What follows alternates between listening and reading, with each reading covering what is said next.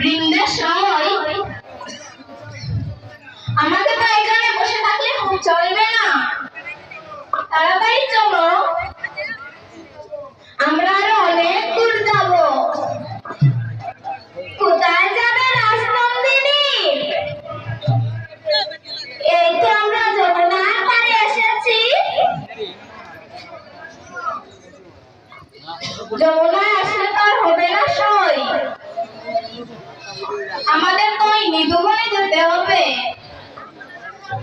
নিধুবনে যাবে?